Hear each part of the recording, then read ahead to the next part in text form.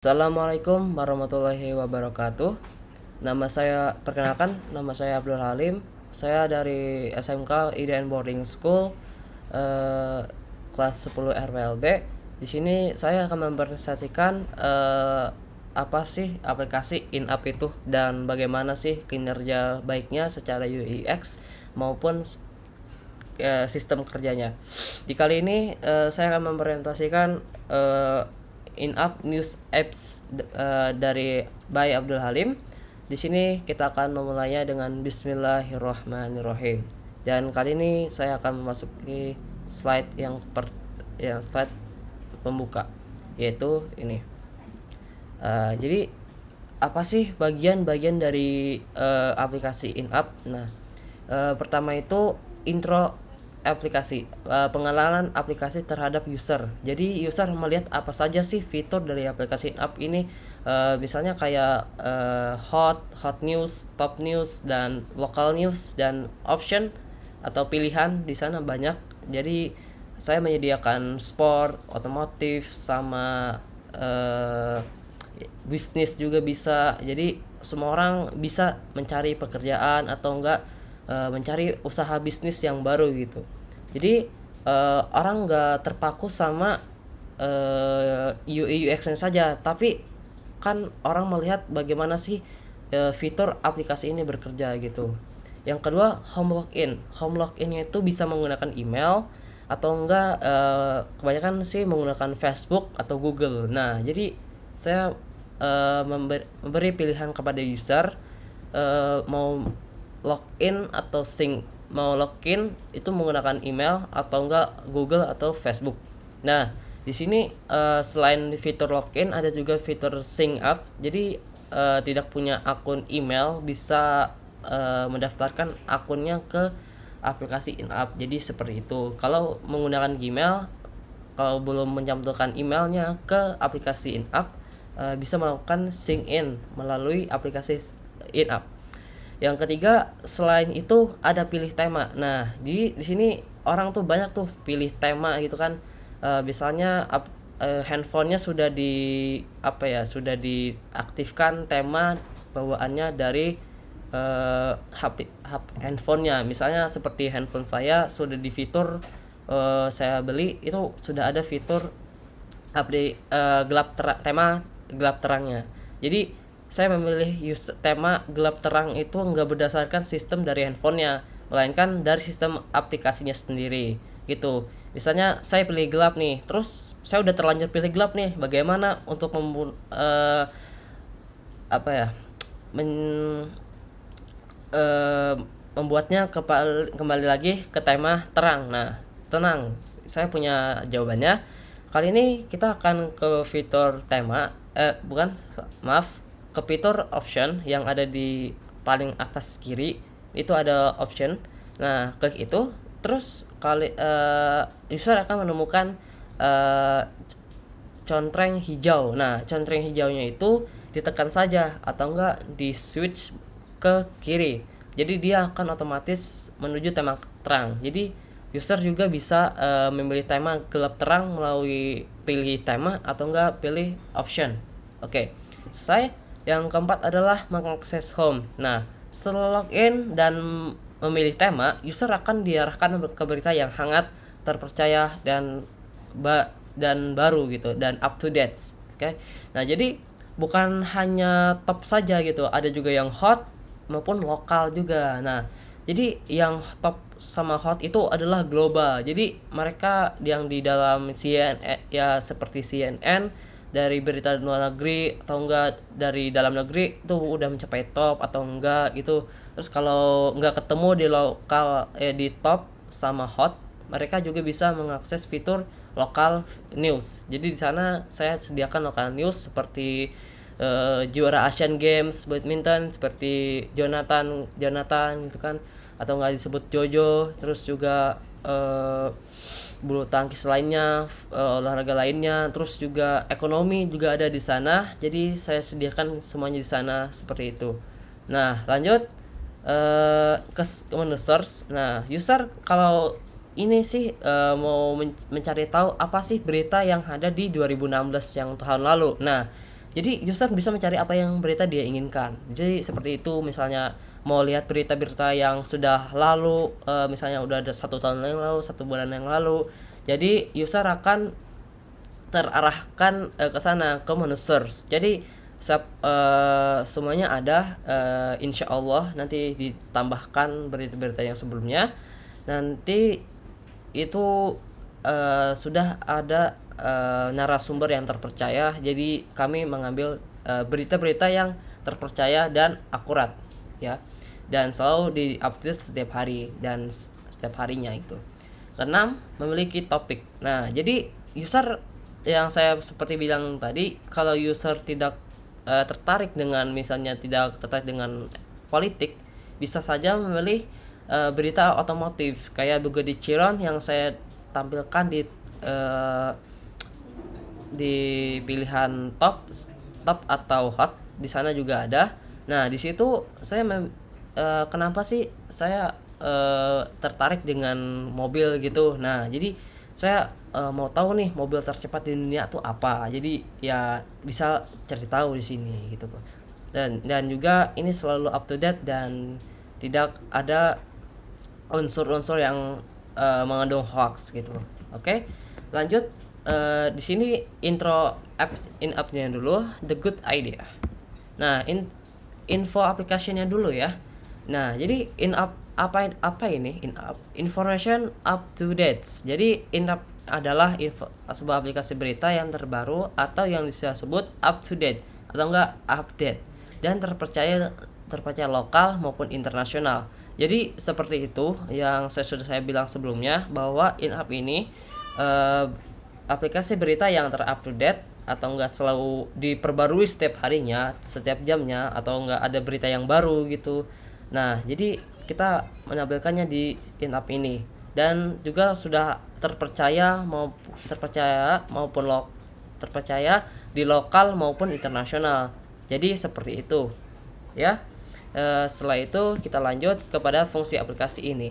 Nah, fungsi aplikasi ini apa sih? Nah, jadi kegunaan aplikasi ini udah banyak, salah 3, tapi saya mencantumkan 3 saja. Yang pertama adalah cocok untuk orang tua dan lanjut usia. Nah, setiap judul di berita saya memilih font Roboto, karena font Roboto ini sangat ringan untuk dibaca. Ya, jadi seperti Medium mungkin, kalau salah dikoreksi. Nah, jadi seperti itu. Karena menurut saya Roboto ini enak dibaca gitu kan, maupun bold maupun medium, like.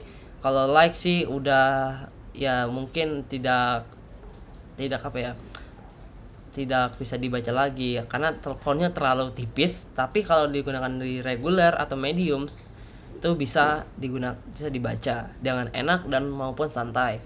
Nah, jadi fontnya itu di detail, font judul itu ukurannya 30, dan sedangkan font yang ada di detail di deskripsi beritanya itu 35. Karena font yang ada di detail itu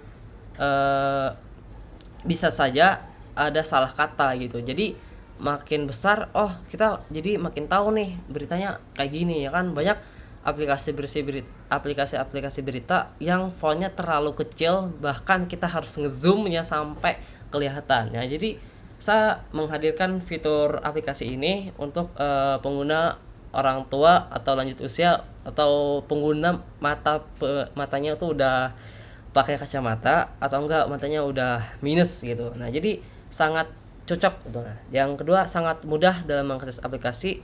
Jadi setelah login, setelah memilih tema itu nggak usah basa-basi lagi gitu kan. Kita langsung ke beritanya gitu kan. Orang nggak suka nih lama-lama basa-basinya. Yang penting up to date. Maksud saya itu langsung ke intinya saja gitu. Orang mau ke aplikasi berita tuh buat apa gitu kan? Untuk mengetahui berita. Jadi ya udah, saya langsung saja langsung to the point aja ini. Nah, udah, ini saya plug, udah. Jadi orang nggak usah ini terlalu bosan terus di uninstall gitu. Nah, jadi saya nggak mau gitu. Yang ketiga, dan sangat nikmat untuk dibaca. Jadi seperti saya bilang, Saya menggunakan Roboto, jadi ringan dan enak dibaca gitu kan, karena fontnya jelas dan terlihat dengan baik. Jadi perpaduan merah itu udah ya awam lah di masyarakat kita, karena eh, bendera negara kita adalah merah putih, jadi orang sangat awam dengan merah. Oke, selanjutnya kita berapa lama saya membuat UI UX aplikasi in-app ini. Nah, idenya itu saya mendapatkan ide hanya dalam waktu 2 atau 3 hari, karena 2-3 hari sebelum perjalanan, karena menurut saya waktu 2-3 hari cukup, udah mendapatkan ide. Karena menurut saya itu apa sih kegunaan dalam aplikasi itu, bukan dalam bentuk UX-nya saja, ataupun maupun desain yang ada di aplikasinya gitu. Terus proses dalam pembuatan aplikasi ini, membuat desain UI UX-nya aplikasi memakan waktu dalam 11 atau sampai 12 hari, karena menurut saya itu memerlukan waktu yang lama juga untuk mencari fontnya, mencari warna yang tepat. Jadi sesudah itu saya langsung mencarinya saja gitu di Dribbles, atau enggak saya mencari aplikasi-aplikasi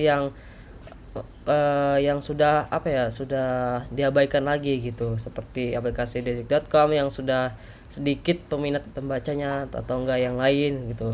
Terus saya menyimpulkan apa sih yang kurang-kurang dalam aplikasi-aplikasi tersebut, terus saya mengolahnya menjadi baru.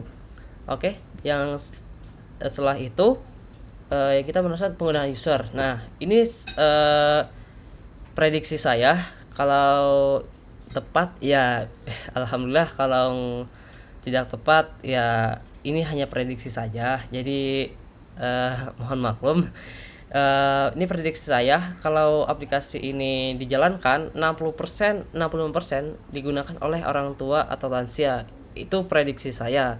Namun anak muda pun tidak kalah tidak kalah dengan orang tuanya gitu kan. Kita juga harus melestarikan budaya membaca. Nah, jadi mungkin itu anak-anak muda tuh enak gitu membaca font-font yang gede, jadi nggak usah ribet-ribet ngezoom gitu kan. Jadi seperti itu. 35% digunakan oleh anak muda, jadi anak muda pun bisa membaca berita yang enak dibaca dan ya simpel-simpel aja gitu kan. Anak muda itu nggak suka yang ribet-ribet gitu, jadi kayak aplikasi Spotify gitu kan, itu tinggal ada playlistnya, mereka tinggal klik dan play, dan wah itu enak banget tuh, nggak usah berbelit-belit lagi gitu kan, tanpa harus masuk sini masuk situ. Jadi mereka itu langsung plug lah, langsung di home kita tampilin playlistnya gitu. Nah, jadi sama seperti aplikasi in-app ini, saya terinspirasi dari itu, karena anak muda itu sama orang tua itu sama aja gitu kan, nggak mau plan lagi atau nggak basa-basi lagi, jadi langsung plak udah berita atau suatu berita itu langsung di hadapan mereka gitu kan, tinggal pilih klik udah baca gitu kan. Wah, enak juga dibaca.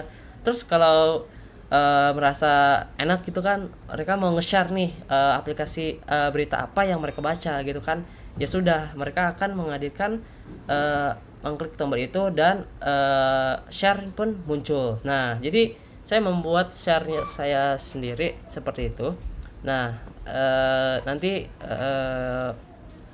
bapak-bapak sekalian bisa melihat di aplikasi UI UX saya. Nah, lanjut spesifik aplikasi. Nah, strength and weakness. Kekuatan apa yang positif dari aplikasi ini adalah mudah dibaca oleh kaum orang tua dan lansia, dan anak muda pun bisa mengaksesnya. Yang kedua, informasi yang selalu up to date dan terpercaya. Jadi setiap hari diperbarui lagi berita-berita yang ada dan dapat dipercaya oleh orang lain. Yang ketiga, sangat ringan dan mudah diakses di setiap perangkat. Jadi maupun di website atau di aplikasi bisa diakses dengan mudah. Dan weakness-nya, kelemahannya adalah hanya memiliki 2 tema, yaitu gelap dan terang. Jadi kurang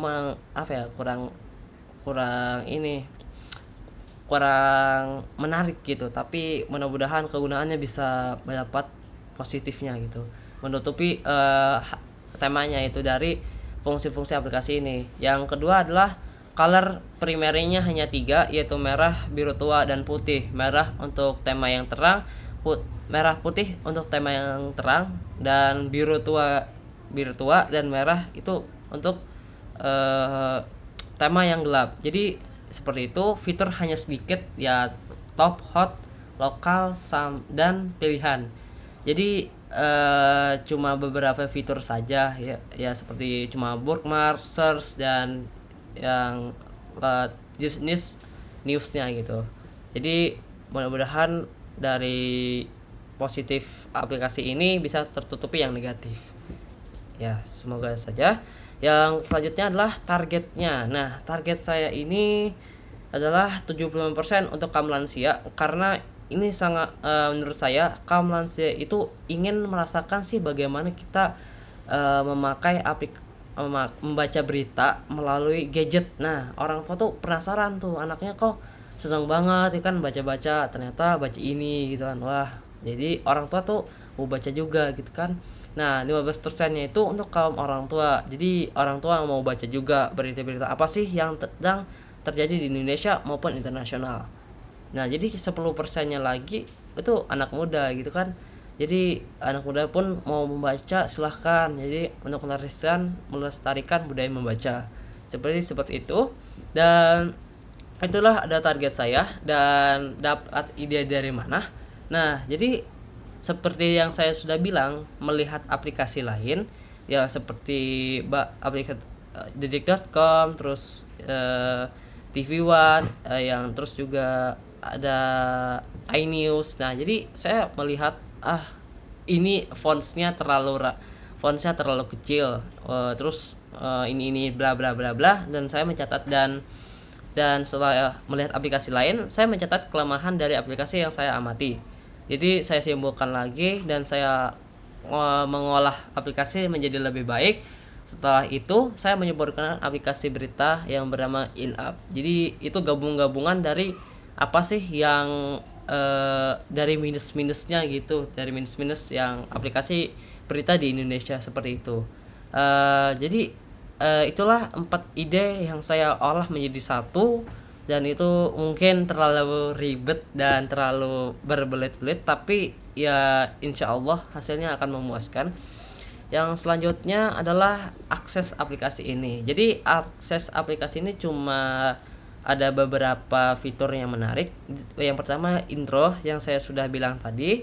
Yang kedua adalah sync up, itu kalau tidak mencantumkan emailnya ke aplikasi InUp, dan dia akan sync up dulu, terus pilih tema dan bisa mengakses ini. Terus kalau yang udah login itu bisa mengaksesnya langsung. Jadi yang berita-berita yang dia bookmark, biar yang settingan dia udah ke setting, jadi itu udah tersimpan ke data akun dia gitu. Jadi aplikasi mengingat nama, misalnya Jamal 123@gmail.com itu sudah melogin kan, mensingkat emailnya ke aplikasi InUp. Jadi dia tinggal login dan bisa mengakses berita-berita yang sudah bookmark, sudah di share atau enggak, berita-berita atau setting yang bisa dia yang sudah diatur gitu. Kalau untuk user yang sudah lama udah mengupdate aplikasinya dan udah login sudah lama menggunakan aplikasi ini, langsung bisa mengakses aplikasi InUp. Jadi seperti itu. Lanjut, inspirasinya adalah dari web Dribbble. Saya sudah gunakan Dribbble namun sedikit saja. Dan juga yang kedua imajinasi yang tidak ada habisnya. Yang ketiga adalah mobile app dari CNN Apps. Jadi saya mengambil inspirasi saya itu dari mobile apps, itu CNN aplikasi CNN. Jadi seperti itu. Dan kreatornya adalah saya sendiri, Abdul Halim, kreator Yusuf Flow dan desain apps InUp. And my brand have imagination and mind unlimited. Jadi dan saya bekerja sama untuk membuat aplikasi InUp ini. Dan terima kasih sudah menonton presentasi saya. Semoga bermanfaat bagi kita semua. Jadi kalau Bapak atau Ibu sekalian memiliki pertanyaan, Bapak atau Ibu bisa mengirim sebuah pesan atau pertanyaan melalui email saya, yaitu neonblackcat19@gmail.com, atau bisa mengirim chat dari Instagram atau vcat.id. Jadi itu adalah Instagram saya, dan kreatornya adalah kreator